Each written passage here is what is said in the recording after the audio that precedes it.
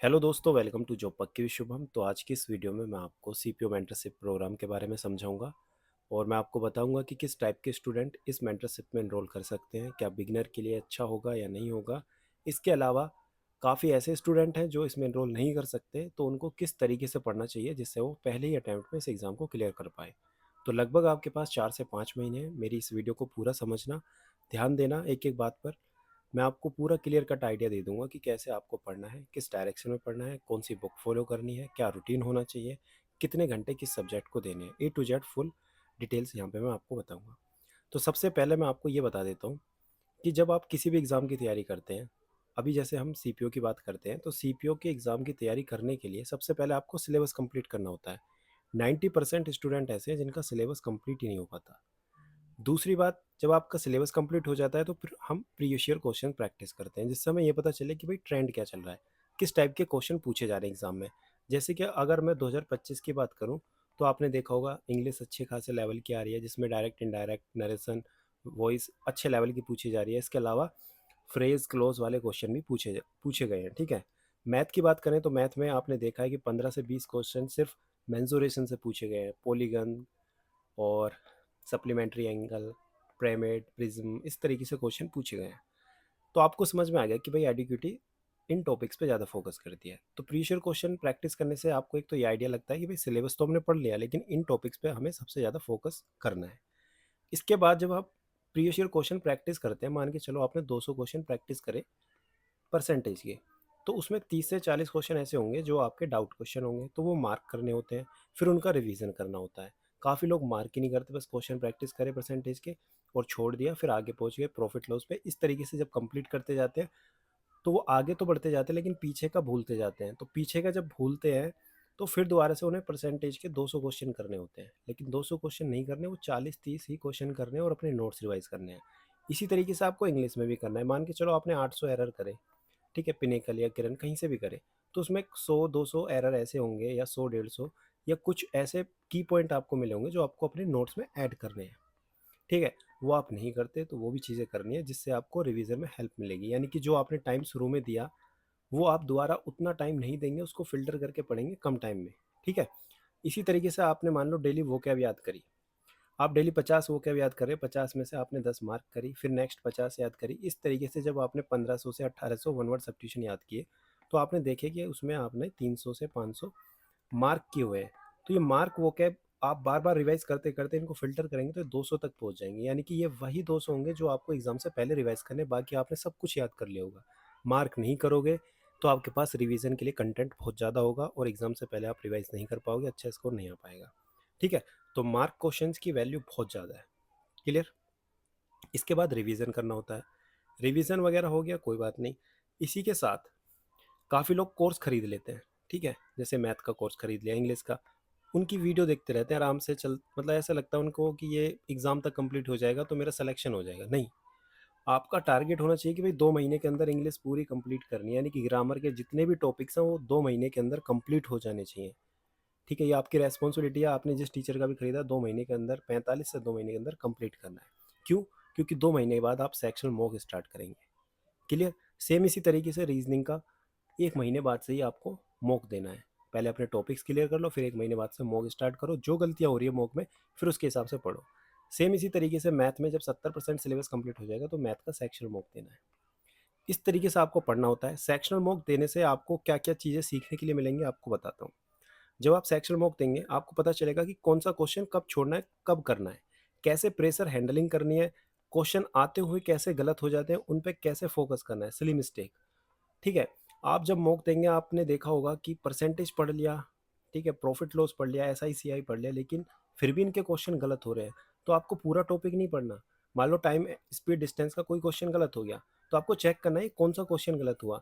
जैसे ही रेस का क्वेश्चन आता है आप हड़बड़ा जाते हो, तो यानी इसका मतलब टाइम डिस्टेंस स्पीड पूरा नहीं पढ़ना, रेस के क्वेश्चंस की वीडियो देखो और उस टॉपिक को क्लियर करो। ठीक है। प्रॉफिट लॉस में डिसऑनेस्ट शॉपकीपर में दिक्कत है तो उसको पढ़ो, ना कि पूरा प्रॉफिट लॉस। इस तरीके से हर एक टॉपिक, मतलब हर एक चैप्टर में टाइप देखो कौन से में गड़बड़ी आ रही है, फिर उसी को पढ़ो। क्लियर।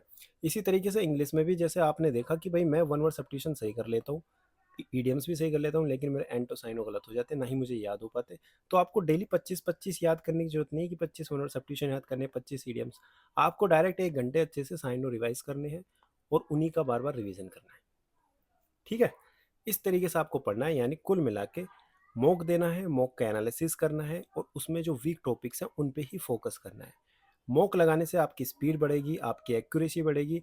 अगर मॉक का एनालिसिस नहीं करते तो आप कितने भी मॉक दे लो, आपकी इंप्रूवमेंट नहीं होगी। ठीक है, मॉक का एनालिसिस जरूर करना है।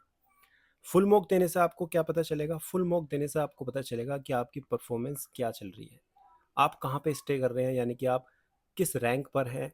काफ़ी लोग ऐसे हैं जो दिल्ली पुलिस चाहते हैं तो उनको रैंक इंप्रूव करनी है, काफ़ी लोग चाहते हैं सिर्फ मुझे जॉब चाहिए तो कट ऑफ के आसपास आने की कोशिश करते हैं। ठीक है, इस तरीके से सबका टारगेट अलग है, सबका लेवल अलग है। ठीक है, सबका पढ़ने का तरीका अलग है। क्लियर?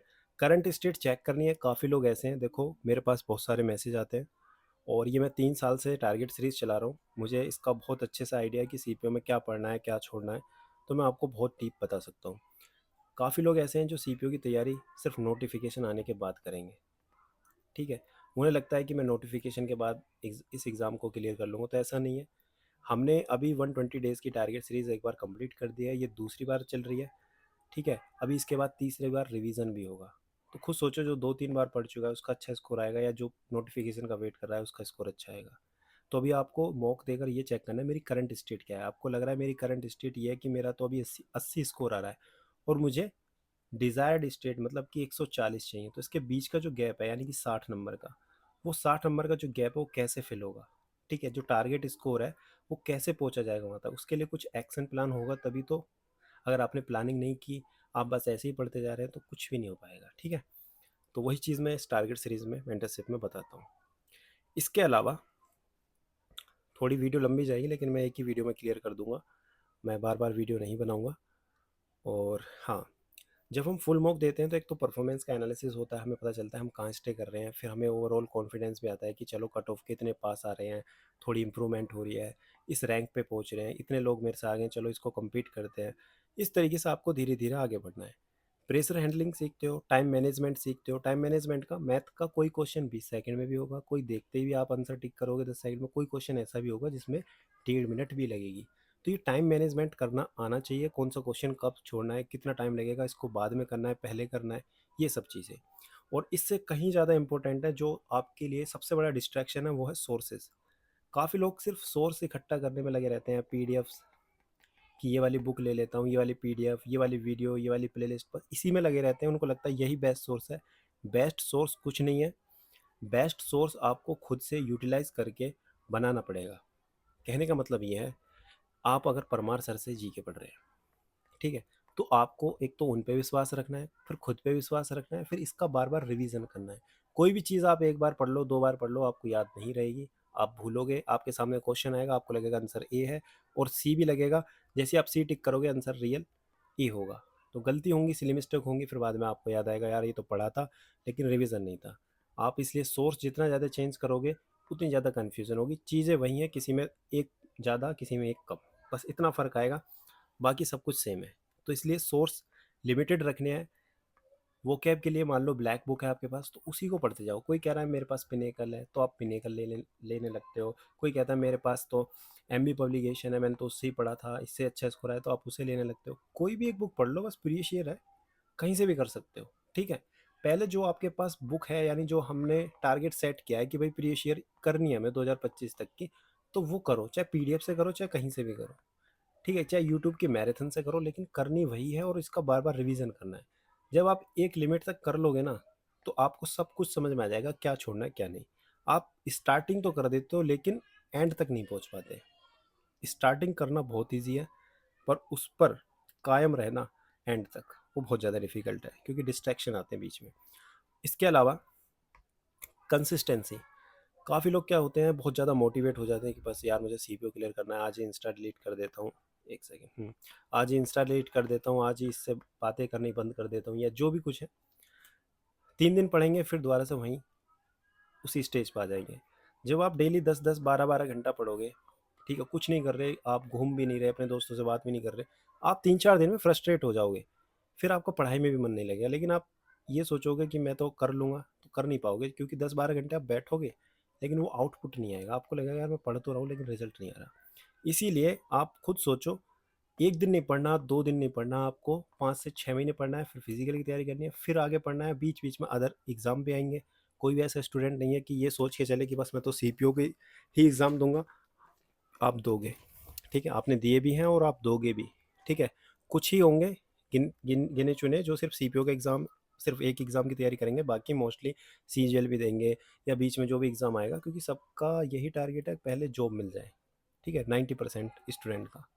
बाकी 10% हैं जो फुली फोकस्ड हैं, उनका होता भी है सिलेक्शन बहुत आसानी से। तो मैं सभी के लिए कह रहा हूँ कि कंसिस्टेंसी बनाने के लिए आपका रूटीन ऐसा होना चाहिए कि 8 से 10 घंटे जब डेली पढ़ रहे हो ना, तो बाकी अपना टाइम दोस्तों के साथ या जो भी चीज़ आपको अच्छी लगती है, रनिंग करना, फिजिकल एक्टिविटी करना, बैडमिंटन खेलना है, कोई भी चीज़, ठीक है, उसको भी मैनेज करते हुए चलना है। कोई भी चीज़ गिव अप करोगे फिर वो बाद में डिस्ट्रैक्शन बन जाएगी, ठीक है? तो हर एक चीज़ करनी है, एंजॉय के साथ पढ़ना है, और लंबी जर्नी रहेगी तो उसको एंजॉय ही करना है, बर्डन नहीं समझना, ठीक है? अब आते हैं हम कि ये तो मैंने तुम्हें स्टेज बता दी कि इस तरीके से आपको करना है, करना कैसे है अब आगे देखते हैं। ये तो सभी को पता होगा सिलेक्शन प्रोसेस क्या है, 30 मिनट में क्वेश्चन करने 50-50, इसको छोड़ते हैं। देखो जो मैं डेली टारगेट्स दूंगा वो कैसे करने हैं ये समझते हैं पहले। अब ये जो मेरी डेली टारगेट सीरीज है ये 18 मई से स्टार्ट हो चुकी है। तो काफ़ी लोग कह रहे हैं कि भाई जो नए नए जुड़ रहे हैं, जैसे आज कोई जुड़ा, कोई एक हफ्ते पहले जुड़ा, तो वो कह रहा है कि मैं आज से स्टार्ट करूं, डे 40 से, या डे 1 से स्टार्ट करूं, ठीक है? अब मैं मान के चलो आज ही एक नई टारगेट सीरीज स्टार्ट कर देता हूँ डे 1 से, तो उसके 10 दिन बाद भी काफ़ी लोग ज्वाइन करेंगे, तो वो भी तो डे 10 से स्टार्ट करेगा या डे 1 से, अब खुद सोचो, उसके मन में डाउट होगा। तो यानी कहने का मतलब ये है कि हम अलग अलग डेट पे टारगेट सीरीज स्टार्ट नहीं कर सकते कि भाई जो भी नया स्टूडेंट आएगा उसको अलग से कराया जाएगा, ठीक है? क्योंकि इंडिविजुअल टारगेट सीरीज तो है नहीं। तो जो भी स्टूडेंट इस टारगेट सीरीज को ज्वाइन कर रहा है ना, उसको डे 1 से ही टारगेट करने, लेकिन करने का तरीका क्या होगा एक बार वो देख लो, एक सेकंड रुक जाओ बस। जैसे मान के चलो आज डे 1 है, आपने टारगेट सीरीज ज्वाइन कर ली, डे 1 और आपने डेट डाल दी जब से भी आपने स्टार्ट करा है। डे 1 का टारगेट आपकी आंखों के सामने रहेगा, ठीक है? वो जो टेलीग्राम ग्रुप पर पेड रहता है, आपको वहाँ से जो भी टारगेट्स हैं वो नोट करने हैं। आपने देखा कि भाई वन वर्ड सब्स्टिट्यूशन 50 याद करने हैं ब्लैक बुक से, रीडिंग करनी है 1 पेज, और नाउन की लिंक मिल गई। आपने सोचा कि भाई मैं मान मान के चलो मैंने नाउन की लिंक दी है किसी अलग टीचर से, रानी मैम की दी है। आपने कोर्स खरीद रखा है अमन वशिष्ठ सर का, तो आप अमन वशिष्ठ सर से पढ़ सकते हो, कोई दिक्कत वाली बात नहीं। उसमें लिखा रहेगा कि आपको 3 दिन में नाउन कंप्लीट करना है, तो उस हिसाब से आपको 3 दिन में कंप्लीट करना है। फिर आपने देखा कोडिंग डिकोडिंग के 30 क्वेश्चन करने हैं रीजनिंग के। फिर इसके बाद आपने देखा कि प्रियम्बल पढ़ना है जीके में, ठीक है? करंट अफेयर अभी स्टार्ट नहीं किया शुरू में, ना स्टैटिक जीके, इसको बाद में करेंगे। और मैथ में मान के चलो कैलकुलेशन दी, 1 से लेके 30 तक स्क्वायर दिए या क्यूब दिए या कुछ भी दिया, और उसके बाद परसेंटेज की वीडियो दी, जिसमें कि आपको 2 घंटे या 2.5 घंटे की वीडियो कवर करनी है। अब आपको क्या करना है वो समझो। ये तो मेरा टारगेट हो गया, मॉक नहीं दिया, कोई भी सेक्शन मॉक नहीं है डे 1 में, कोई भी फुल मॉक नहीं है। अब आपको क्या करना है, आपको ये चीज़ चेक करनी है कि भाई जो भी टारगेट मिला क्या मैंने डायरी में लिख लिया, डे 1 लिख के डायरी में लिख लिया। अब आपको प्लानिंग करनी है कि मैं कल कितने बजे से कितने बजे तक किसको पढ़ूंगा, मतलब रीजनिंग पहले पढ़ूं या जीके पहले पढ़ूं या मैथ पहले पढ़ूं या इंग्लिश पहले पढ़ूं। जो चीज़ आपको डिफिकल्ट लगती है उसको पहले निपटाओ, ठीक है? आपको लग रहा है मैं तो जीके वीक है, तो आप जीके सुबह सुबह निपटा दो। आपको लग रहा है रीजनिंग तो बहुत ईजी है, इसको रात में करना बिल्कुल एंड में, अगर छूट भी जाएगा तो गम नहीं होगा। क्यों? क्योंकि ये बहुत ईजी सब्जेक्ट है, इसको आसानी से कवर किया जा सकता है। लेकिन जो चीज़ें वीक हैं उनको सबसे पहले करना है। तो अपने हिसाब से प्लानिंग करनी है, कि मैं सुबह उठूँगा 8 बजे, 7 बजे, 5 बजे। तो अगर मान लो 7 बजे उठता हूँ तो 8 से लेके 10 तक पहले इंग्लिश के ये रीडिंग और वोकैब कर लूँगा। फिर उसके बाद दोपहर में या ब्रेकफास्ट करके नाउन कंप्लीट कर लूँगा, या नाउन अभी नहीं पढ़ूँगा, बस 2 ही चीज़ बहुत है मेरे लिए अभी। अभी मैं ब्रेक लेता हूँ, इंग्लिश का जो दूसरा टारगेट है उसको दोपहर में करूँगा, अब मैं जीके कर लेता हूँ। इस तरीके से आप अपने हिसाब से सेट कर सकते हैं। किसी को लग रहा है कि नहीं मैं एक बार में पूरा कंप्लीट कर लूँगा, तो एक बार में कर सकता है अपने हिसाब से, क्योंकि हर दिन अलग होगा। हर दिन ऐसा नहीं है कि सुबह उठ के इंग्लिश ही पढ़ने में मज़ा आएगा। कभी आपका मन नहीं करेगा इंग्लिश, तो चेंज कर दो, कोई नहीं, जीके पढ़ो। कुल मिला के नाइट तक, पूरा दिन कंप्लीट होने तक आपको अपने टारगेट कंप्लीट करने हैं। जो टारगेट कंप्लीट हो जाता है उस पर टिक कर देना है ऐसे, ठीक है? जो टारगेट कंप्लीट नहीं होता, कई बार क्या होता है हम फ़ोन यूज़ करने लग जाते हैं, टाइम निकल जाता है, या हम जब पढ़ाई करने बैठते हैं हमें लगता है कि 2 घंटे में इसको कंप्लीट कर लेंगे, 2 घंटे में हो ही नहीं पाता, हम इधर-उधर डिस्ट्रैक्ट हो जाते हैं, कुछ भी हो जाता है, दोस्त आ जाता है, फ़ोन आ जाते हैं, कुछ ना कुछ आ जाता है। वो हर एक चीज़ रिमार्क्स में लिखनी है यहाँ पे कि किस वजह से मेरा टारगेट्स कंप्लीट नहीं हुए। फिर वो पढ़ना है, फिर अगले दिन उस गलती को सुधारना है।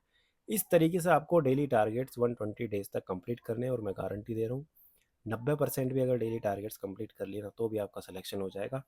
ठीक है? कोई पैरामीटर नहीं है कि भाई मैं ये मेज़र कर लूँ कि हाँ आप डेली टारगेट्स कंप्लीट कर रहे हो। अगर ऐसा कोई पैरामीटर होता ना तो मैं इस बात की भी गारंटी देता कि पैसे वापस कर देता जो भी मैं आपसे लेता हूँ 299 रुपये इस टारगेट सीरीज़ के, अगर जिसका सिलेक्शन ना हो। ठीक है, अगर ऐसा कोई पैरामीटर होता तो मैं ज़रूर करता। लेकिन आपको खुद से लॉयल रहना पड़ेगा, ऑनेस्ट रहना पड़ेगा, डिसिप्लिन रहना पड़ेगा, तभी आप एग्ज़ाम को क्लियर कर पाओगे। क्योंकि मैं पोल में भी देखता हूँ बहुत सारे लोग सीरियस नहीं, उन्हें लगता है कि चलो हो जाएगा, जब एकदम प्रेशर आता है तब लोग पढ़ना स्टार्ट करते हैं, तब कुछ नहीं होता। ठीक है, मेहनत शुरू से ही की जाती है। एकदम एंड टाइम पे आप ये सोचो कि 1 महीने 2 महीने में ही सब कुछ कर दोगे तो नहीं कर पाओगे। खुद सोचो जो इंसान 6 महीने 8 महीने से मेहनत कर रहा है उसको कैसे कंप्लीट कर दोगे 2 महीने में। तब कर सकते हो जब आपको सब कुछ आता हो, अगर नहीं आता तो नहीं कर पाओगे। ठीक है, तो इस तरीके से आपको डेली टारगेट्स करने हैं। दूसरी बात, काफ़ी स्टूडेंट ऐसे होंगे जिन्होंने नाउन भी पढ़ रखा है, प्रोनाउन भी पढ़ रखा है। ठीक है, उन्हें लग रहा है कि भाई मैंने तो इंग्लिश ग्रामर पढ़ रखी है, आधी पढ़ रखी है, या परसेंटेज भी पढ़ रखा है। तो वो क्या करेगा, जो चीज़ उसने पढ़ रखी है उसका रिवीजन करेगा। क्लियर, मान के चलो डे 1 का टारगेट उसने नोट किया, उसने देखा यार ये चीज़ तो मैंने पढ़ रखी है, परसेंटेज में मुझे अच्छे से आता है, तो जल्दी से जल्दी हमारे डेट 40 तक आने की कोशिश करेगा, चाहे वो 10 दिन में आ जाए चाहे वो 20 दिन में। तो कोशिश करो आप अपने लेवल के अकॉर्डिंग जो चीज़ आपको आती है उसका रिवीजन करके स्किप करके आगे बढ़ो और टारगेट कंप्लीट करके पैरेलल में चलो। ठीक है, कोई ऐसा भी होगा जो बिल्कुल वीक है, वो डे 1 का डे 1 तक ही करेगा, डे 2 वो पीछे ही रहेगा। और कोई ऐसा है जो फास्ट कर सकता है, वो फास्ट करके आगे भी आएगा। तो सबका लेवल है, अपने हिसाब से करना है। 120 दिन में आप पूरा कंप्लीट कर लोगे, फिर इसके बाद हम रिवीजन करेंगे। ठीक है, ये आपके ऊपर है कितना जल्दी आप आते हो, लेकिन मिनिमम ये करना पड़ेगा। इसके अलावा एक डाउट और आता है, देखो ये मॉक एनालिसिस का है। मॉक एनालिसिस का चार्ट भी चलो समझा देता हूँ। देखो जब आप मॉक देते हो तो मॉक में लिखो मॉक 1। इससे ये पता चलता रहेगा एक डायरी मेंटेन करने के कितने मॉक दे दिए सीपीओ एग्जाम से पहले प्री से, मॉक 2 मॉक 3 इस तरीके से। टाइप में लिखना है टेक्स्ट बुक का दिया है, ओलिव का दिया है, कौन सा दिया है, प्रीवियस ईयर क्वेश्चन का दिया है। ठीक है, ऐसे मतलब पी वाई क्यू दिया है या टेक्स्ट बुक का मॉक दिया है, ऐसे। फिर डेट और शिफ्ट लिखनी है, कब दिया है, स्कोर कितना है वो लिखना है, परसेंटाइल कितनी है वो लिखनी है, एक्यूरेसी कितनी है वो लिखनी है। रीजनिंग इंग्लिश जीके मतलब चारों सब्जेक्ट लिखने हैं। फिर इसमें जो करेक्ट है, मतलब रीजनिंग में मान के चलो आपने 50 में से 45 क्वेश्चन करेक्ट करे और 5 क्वेश्चन इनकरेक्ट, और अन अटेम्प्ट कितने, 0, यानी कि आपने सारे ही अटेम्प्ट किए। मैथ में आप अन अटेम्प्ट 5 से 10 क्वेश्चन, यानी आप अटेम्प्ट ही नहीं कर पाते। तो ये चीज़ें आपको चेक करनी है कि भाई पहले जब शुरू में मॉक दिया था तो 10 क्वेश्चन में अन अटेम्प्ट छोड़ता था, धीरे धीरे 5 बचे, लेकिन आज की डेट में क्या है कि मैंने इंप्रूव कर ली। हर एक चीज़ आपके पास रिकॉर्ड होना चाहिए, और इस बॉक्स में आपको अपने रिमार्क्स लिखने हैं, जो भी चीज़ें आपको लगता है कि यार सिली मिस्टेक हो गई थी, मैथ में अच्छा नंबर आ जाते हैं, रीजनिंग में 45 आ सकते थे लेकिन 40 आए हैं, सिली मिस्टेक, ये हर एक चीज़ आपके पास रिकॉर्ड होना चाहिए। अगर ऐसे नहीं पढ़ रहे तो आपको पता ही नहीं चलेगा आप कर क्या रहे हैं, बस आप पढ़ते जा रहे हैं, रिजल्ट परफॉर्मेंस कुछ नहीं पता आपको। पता होना चाहिए कि मैं कर क्या रहा हूँ, आपके पास हिसाब होना चाहिए। ठीक है, इस तरीके से करना है। बाकी fix sources, multiple revision, set boundaries कि इतना ही पढ़ना है, इससे ज़्यादा नहीं पढ़ो, उतना जितना समेट पाओ। ऐसे नहीं बस आगे आगे बढ़ते जा रहे हो, पीछे भी आना है, ये भी याद रखना, फिर दोबारा जाना है, रिवीजन होना है मल्टीपल टाइम। कुछ लोग क्या आगे बढ़ते जाते उन्हें ये नहीं पता पीछे भी आ रहा है, क्योंकि जब पीछे नहीं आओगे रिवीजन नहीं करोगे तो वो चीज़ें याद ही नहीं आएंगी। तो अपनी बाउंड्रीज सेट करनी है कि इतना ही पढ़ना है। मॉक देना है तो एनालिसिस भी करना है, अगर एनालिसिस नहीं कर रहे तो मॉक मत दो, टाइम वेस्ट है। ठीक है, टाइम मैनेजमेंट करना है स्टडी का, अपने हर एक चीज़ का बैलेंस करना है। इसलिए ये SSMP पर बेस्ड है, self study and management programme. यानी कि आपको सेल्फ स्टडी के साथ हर एक चीज़ मैनेज करनी है, चाहे रिलेशनशिप हो, चाहे आपका कुछ भी हो, चाहे आप वर्किंग हैं या आप कुछ भी कर रहे हैं, ट्यूशन पढ़ा रहे हैं या घर का काम कर रहे हैं, जो भी चीज़ें, हर एक चीज़ मैनेज करके तैयारी करनी है। अब मैं आपको बताता हूँ कैसे ज्वाइन करनी है टारगेट सीरीज़। एक चीज़ और, काफ़ी स्टूडेंट ऐसे हैं जो जिनका स्कोर सिर्फ 60 है, 80 है, यानी बिगनर है।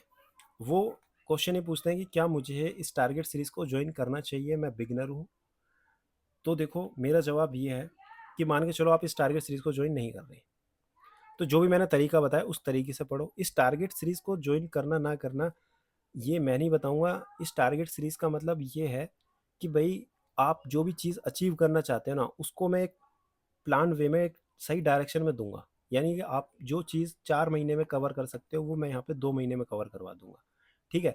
आप बहुत सी चीज़ें सोचोगे कि ये करूँ, ना करूँ, ये करनी सही है, इससे पढ़ना सही है या नहीं है, लेकिन यहाँ पे आपको डायरेक्ट चीज़ें पता रहेंगी कि यही करना है, बस करना है। आपको सोचना नहीं है कि ये करूँ या करूँ, कब मोक दूँ, बस आपके सामने चीज़ें हैं, आपको बस करनी है। ठीक है? तो इससे आपको बहुत ज़्यादा हेल्प मिलेगी, चाहे बिगिनर हो। तो अब ये सोच के आप बच नहीं सकते कि मैं तो अभी बिगिनर हूँ, 60 ही स्कोर आ रहा है तो मैं इसको नहीं जॉइन करूँ, या मेरे तो 60 है मैं क्या करूँ? अगर आप ये सोच के तैयारी रोकोगे तो सिलेक्शन जो पढ़ेगा उसका होगा, ठीक है?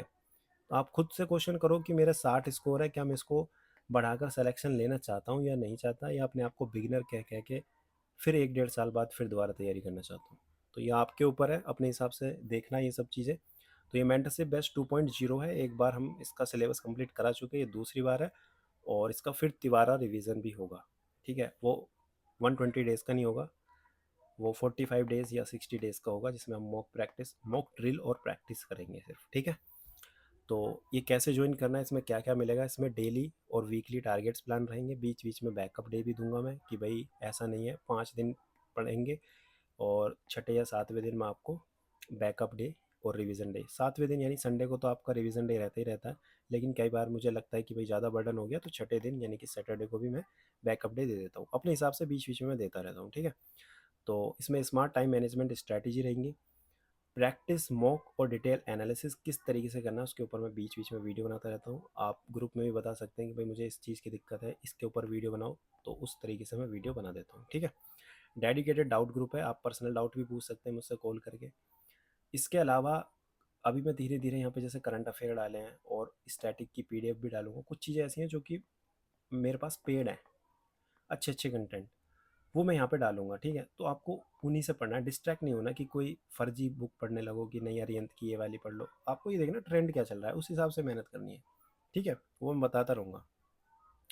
बाकी ज्वाइन कैसे करना है, ये स्कैनर है, इसको स्कैन करना है। स्कैन करने के बाद आपको 299 पे करना है।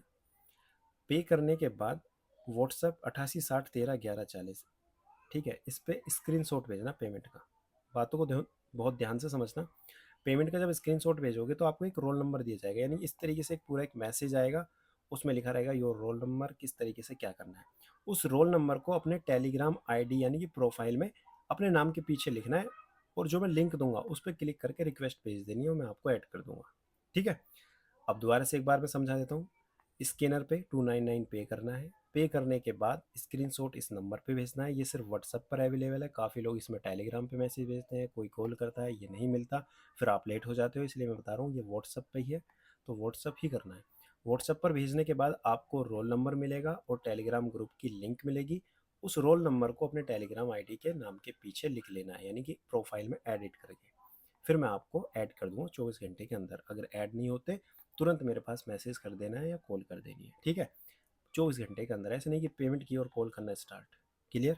थोड़ा टाइम मुझे भी देना है, ज़रूरी नहीं है कि मान के चलो आपने रात को 11 बजे कॉल पेमेंट करी और मुझे स्क्रीनशॉट भेजा, क्या पता मैं उस टाइम फ्री ना हो या एडमिन ना देखे, तो उस हिसाब से आगे पीछे होता रहता है। ठीक है?